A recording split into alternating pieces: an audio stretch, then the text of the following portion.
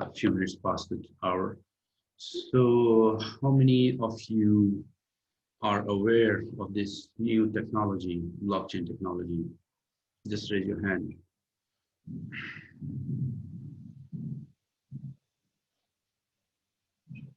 Quite a few. Um, in even the advanced countries such as United Kingdom, there was a survey done on the streets of London where the people, general public were asked, what is a blockchain? So many people have different weird answers. Very, very few, maybe less than 1% actually answered something related to technology and what blockchain really is. And some of the very, very funny answers were given were like, if you remember in the olden days, we used to have in the toilet, the chain that you pull to clear the block. Some people even replied that blockchain is that chain that you pull in the toilet to clean the block. So it's funny. Well, this technology is revolutionary in the sense that a lot of corruption can be eliminated if this technology is applied in the proper way. Let's see how that works. So, what is a blockchain? Many people have confusion that a blockchain, they immediately correlate the blockchain to Bitcoin or vice versa, the other way around, Bitcoin as a blockchain. But Bitcoin is not a blockchain. Bitcoin is a use case of a blockchain. So I just want to clarify that right in the beginning, and you might have questions probably later. So blockchain technology allows people, allows peer-to-peer transaction. So we don't need a intermediate agent for the transaction to happen. So is exchange from peer-to-peer assets and perform transaction without any intermediary third party. Let's suppose two people wants to do a transaction, sending an asset such as maybe money. For the sake of example, first person initiates a transaction which is represented online as a block. And then this block is communicated among all the parties in the network. Those in the network approves that block, and transaction is validated after the approval by consensus. And once the transaction is validated by consensus, this block of transaction is added to the chain of blocks, and the transaction completes. So from A, the transaction is delivered to B. It may be money, it may be token, it may be some kind of a non-fungible asset. It could be anything. Whatever you represent in the hash, we will talk about what hash is. So that block then is added to the network as an immutable. Just note the word immutable and transparent record of transactions. So the money moves from first person to the second person. So we can define blockchain as a distributed and decentralized ledger that stores data such as transaction, and that is publicly shared across all the nodes, computers in the network. The storage itself consists of multiple blocks of data chained together just like a physical chain. So the blocks are, now you might ask the question, when you do that for the first time, how the block, okay, let's move forward. I'll explain you. I think I went a bit advanced. So every block is given a unique value that creates a random string of characters. We call it a hash. And you know, hash stands, does anyone know what is a hash? Because most of you guys are from IT, I'm sure you know what is a hash. Or it's just a finger, let's, for the sake of understanding, it's a fingerprint of a data. Since it is generated from a hash function that creates a unique output from a unique input. Let's say, for example, I'm using a input as CM sharing trust, this a or a numerical input of an array, or a transaction that A has transferred something to B, for instance. So the unique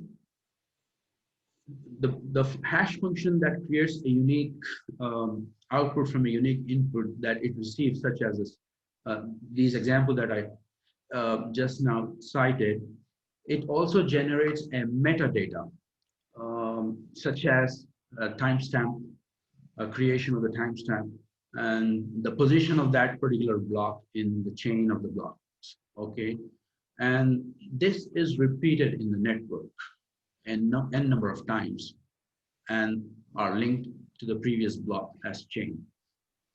Now, since let's say this is our block that was created based on this input. Now the question arises, if this is the first block.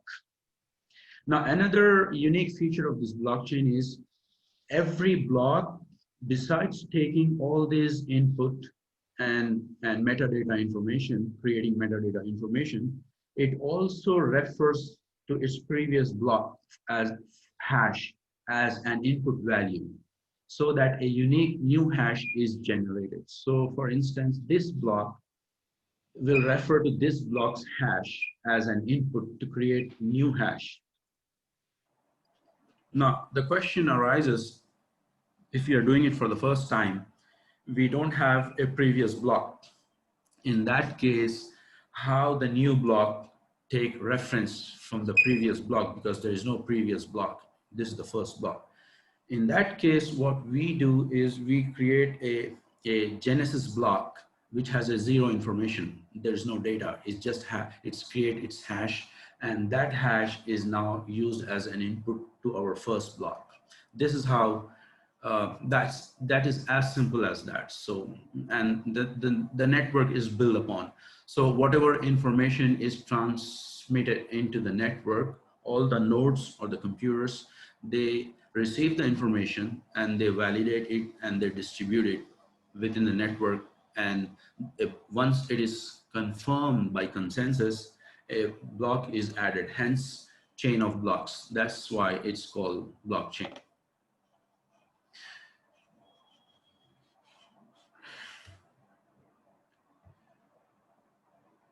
So if you reckon, maybe in our college days or later on, or even in a company working, we heard a word in accounts called ledger. So what is a ledger? A ledger is just simply a record keeping book that stores all the transactions of an organization. So so that the organization can keep track of its economic history.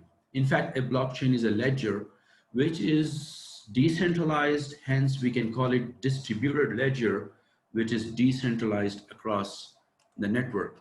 So in olden days, and even now, I think people at a small scale, they maintain this kind of a ledger, bookkeeping, and any transaction that, whatever transaction happens, it's recorded in the ledger. So digital ledgers, that's what we are talking about now, digital ledgers. And because this is communicated within the network among all nodes, it's a distributed ledger. Everyone receives that ledger. So what really makes a ledger distributed? The ledger is shared with everyone in the network, and multiple nodes or computers connect to the core blockchain network. By connecting to the core network, they each get a copy of the ledger that has records of all the transactions. So all these nodes get a copy of this ledger that has a record of this transaction. So if there is any change in the copy of the ledger anywhere within the network, at any node, that would be broadcasted okay, among the in the network, this will be recorded. So this makes the entire system decentralized because everyone has a copy of that ledger. And no central entity is required to maintain this um, ledger. That is why this is called a decentralized ledger. And because the copy of the ledger is distributed among all the peers or the nodes within the network, it's a distributed blockchain network. So these two words, distributed and decentralized, are the underpinning, besides the word I used earlier, immutable. Uh, the reason why blockchain is becoming so popular and is tamper proof is because once a data is fed into the system, it becomes immutable. And if anyone try to change it or tamper it, its hash changes. Hence, it will be rejected by the nodes within the network. So let us look at in more detail what is centralized and what is decentralized and why decentralized is beneficial.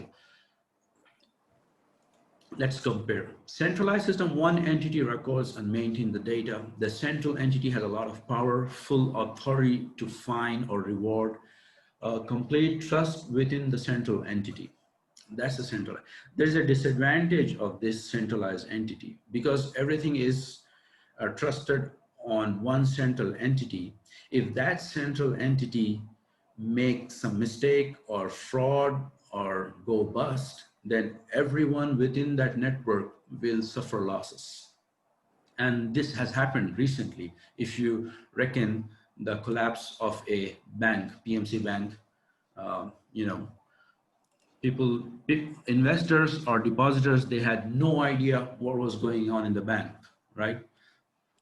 Whether it was a fraud or the bank gone bust and people lost their life savings at a blink of an eye. In contrast, if you look at a decentralized system, everyone records and maintains the data within the network.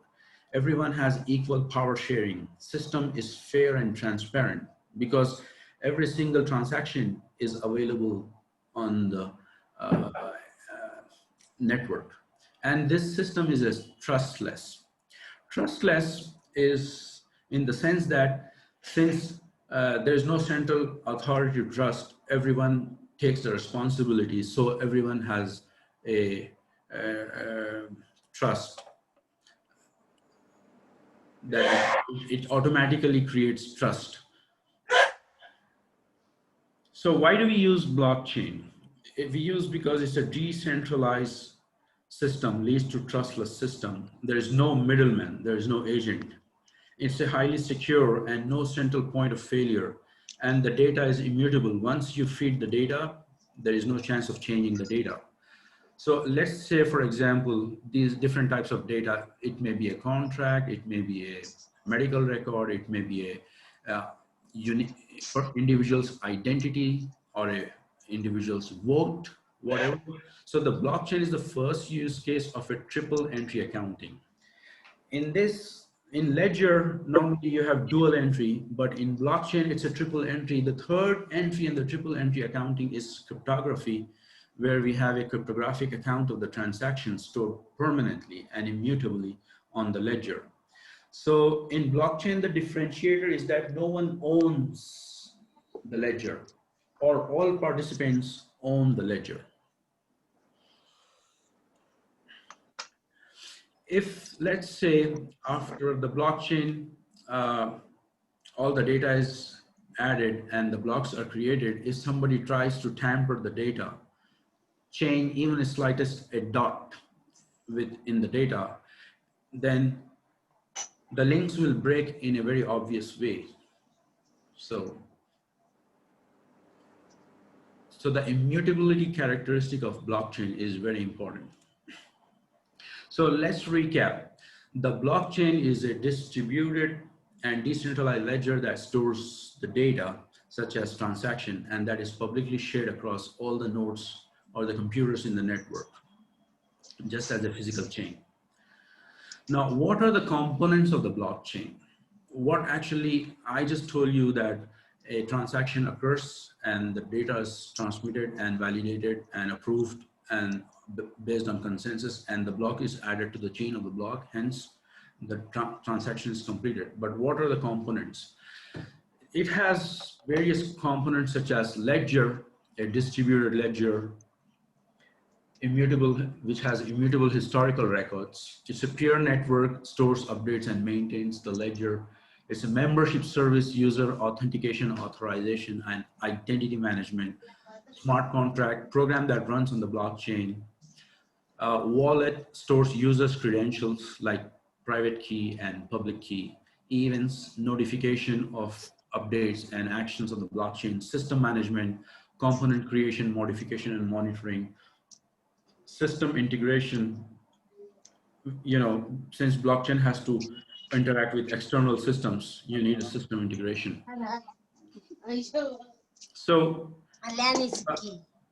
what really we need, what skills do we require to be part of this technology? Now that we know what is a blockchain, if someone is enthusiastic as I am, and they want to enter into the industry, switch to blockchain, what do we need to do? What skills do we need to acquire? If you want to enter as a solution architect, these are the skills and background you should have.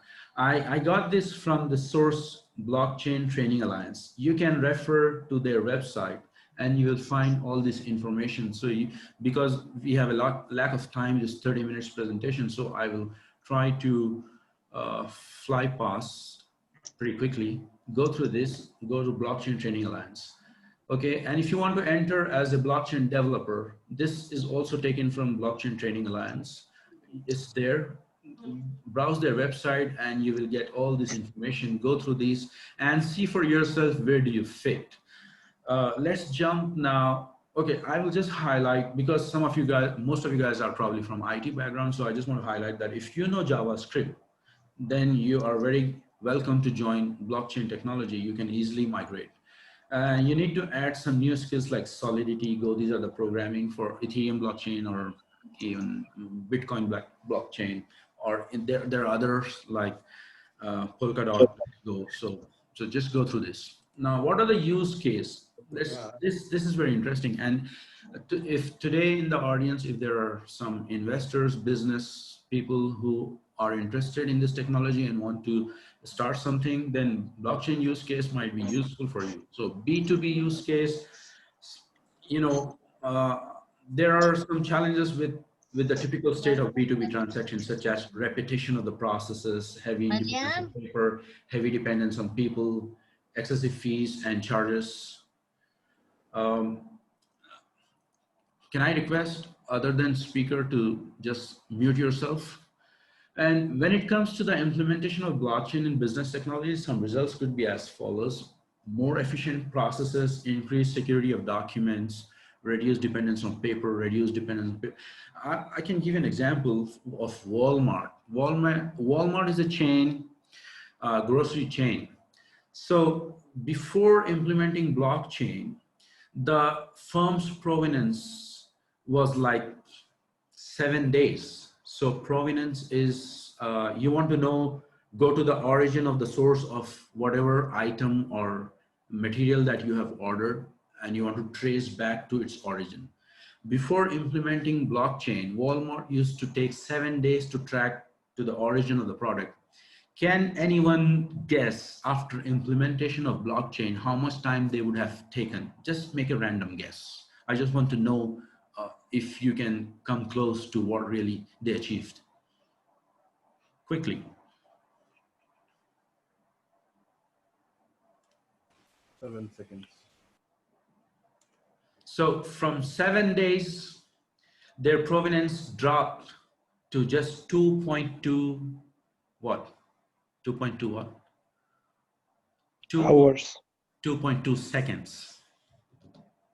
Can you imagine how much they are saving? So the technology is mature now. And in pharmaceutical industry, each drug package can be traced using a unique identifier key anywhere within the manufacturer's supply chain. Not only that, there will also exist an individual record of each transaction related to the various consignments, right? Being moved along the supply chain, thereby allowing income tax personals um, to gain access to an easy audit trail. This is also very handy once it is implemented. So in finance, in international trade and commerce, supply chain, verification of ownership, many more applications. In B2C, again, there's a trust chain initiative, and this is applied in uh, you know, jewelry industry. They can also track whether the diamond is authentic, what is the source of diamond, precious metals through every stage of supply chain as it become a piece of finished jewelry. There's a collaboration within the industry that applies blockchain for this. And so the benefits to the consumer for this is it's like they have the transparency to consumer. The consumer would know whatever they are buying, what is the original source, native source of whatever they are buying. And it's also a responsibility for the suppliers, ethical sourcing validation, labor verification, and immutable shared view. Similarly, consumer and food supply, and if you're going to a restaurant, you would be happy to know the source of your food, right? And logistics, everything you can track. My focus, and this, if there are people here in the audience, if they're interested, I just want to emphasize that my focus is primarily on blockchain in agriculture. Especially in India, there's a huge potential, and we should talk further after this webinar, maybe some other time, how we can leverage this technology and the business opportunity. I'm sure some of you have read the news recently that Tamil Nadu state government had announced a blockchain policy. They want to implement blockchain in the entire governance to improve their governance. That's a very good news for those who want to switch to this technology and find good jobs in the state of Tamil Nadu. So the 10 possible use cases are overseeing farm inventory, enhancing agriculture supply, modernizing farm management software, agrotech IoT optimization, fair pricing, agricultural subsidies, oversight, and community supported agriculture, mobile remittance for small farmers, greater accountability for multinationals, incentives, sustainable practice. So farmers can be helped by accurate tracking their agricultural produce sales using blockchain technology. The new system allows interested farmers to gain a more holistic view of their sales as well as receive their payments using simple mobile application. That's the advantage. You would be surprised to see how much loss the agriculture industry is making in Europe without a proper transparent system. This, I got this from Counterfeiting in African Agriculture Input Challenges and Solutions, negative impact of counterfeits in agriculture. So the manufacturers suffer loss of almost 510 million. These are the European manufacturers. About 5 to 7% counterfeit rate in Europe. 20% of agrochemicals sold in China are fake. 15% of seeds sold in Africa are fake. Imagine if you are a farmer, you have a big land and you bought seeds, and if your seeds come out to be fake, and you wait for the season and then you don't have any growth and no harvest. Farmers, output is divided by 2 due to the fake seeds. It's just half. Billions of loss due to unrest in fertilizer because of fake fertilizer. Health trouble to the consumers because of the fake chemicals, and also because of the fake chemicals. The harm is also to the farmers, and overall production loss. For consumers and state, it's a fiscal revenue decrease, risk on public health, unemployment, and price variation. So this can all be, countered by implementing the blockchain for supply chain, which can transform the agriculture industry simply by simplifying all stages of agriculture supply chain, tracking a product along its entire path from farmland to store shelf, improving food safety and eliminating counterfeit items, so on and so forth. So we have transparency, we have security, streamline operations, analytics, and customer engagement all within this blockchain if implemented properly. Hence, we come to this conclusion that distributed ledger technology is beneficial within the blockchain. So a distributed ledger technology can provide a secure, verifiable, transparent, and near instantaneous tracking at the item level in complex supply chain. It also protects confidential business information and trade secrets, because what you're saying is just a hash of an input. So you don't even know what is an input. Even if you want to try to manipulate the output hash, you would not be able to guess what is an input hash. Let alone you crack the output hash. This is a SHA-256, let's say 32-bit hash that has characters, alphanumeric characters. The permutation and combination that it creates is more than the grain of sand on earth. So it's very difficult to crack that. And to win over the network, you need to capture 51% of the network to take over the network. That is also near impossible given the amount of power, computing power and energy that is required. However, there are barriers to widespread adoption of this technology because of this electronic tracking system include inadequate access of technology and connectivity, especially in the rural areas, acceptance of universal electronic standards such as interoperability. People are working on these. This is a hot area of interoperability in cross-chain networks and distribution of cost. Dubai is using blockchain at a country scale. They want to improve efficiency in their governance by implementing blockchain technology. They want to present themselves as a thought leadership in the global thinking of blockchain technology, supporting the creation of blockchain industry through empowering startups and business. They are very ahead. Well, I know in Europe, Estonia is pretty good in blockchain technology. Germany have regulations, Finland and many other countries, and Japan is now about to introduce digital yuan. China is implementing digital yuan. Pretty soon, United States will also introduce digital dollars. So the economy is pretty fast moving into this ecosystem. In our country, we can take advantage of this in our elections voting system because there is a transparency and the data is immutable. Let's say I have an Aadhaar card and a voter ID card. Once that is a unique hash is created for me and I cast the vote, that is recorded in the network. No one can tamper with that. So there is no bogus voting. There is no corruption in voting system. So I mean, we can also take this as a project and present to the state government or the central government. So I would conclude here is just an overview of the ecosystem. I'm not in this short 30 minutes giving any technical details such as programming or how a hash is created, how blocks are added. We can do that in future. I'm designing a complete training module, and those who are interested can reach out to me for that. So thank you very much for your attention. If there are any questions. Thank you, Dr. Abdul Wasey sir.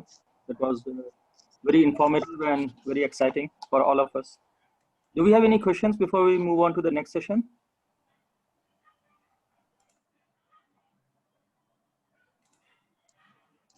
One question I have, the hash that we use is SHA-256 always, or it's different? You can use any different, but that's the most popular and most difficult to crack. That was actually developed by NSA, National Security Agency in United States. So people rely on their standards. Okay, thank you. Yeah.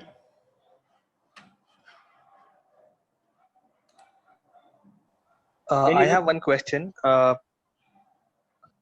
this blockchain technology be applied in the product development space?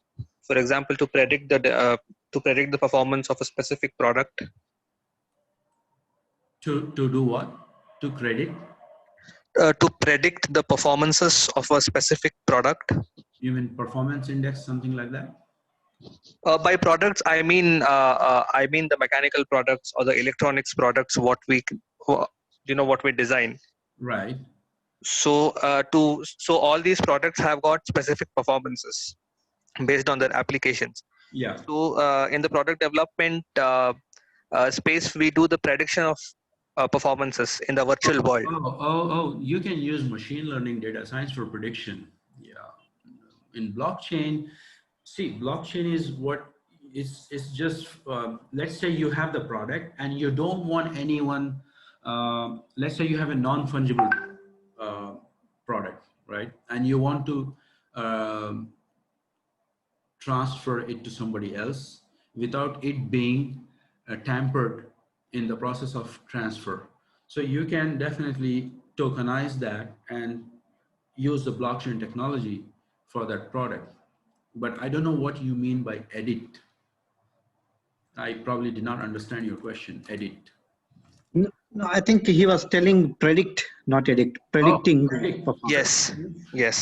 Predict the performance. No, you can use data science for that prediction. You can build in modules of data science and implement it, but how can you predict it in blockchain? Yeah. Right. So Abdullah, Ji sir, bhai. maybe in product, if you have a product,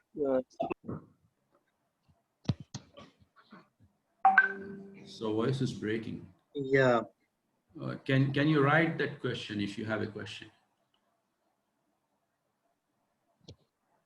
No, I think it's clear for me. Oh, all right. Jazakallah khair. Thank you. Jazakallah. Yeah. So if there are no more questions, we can move to the next session. okay, Jazakallah khair.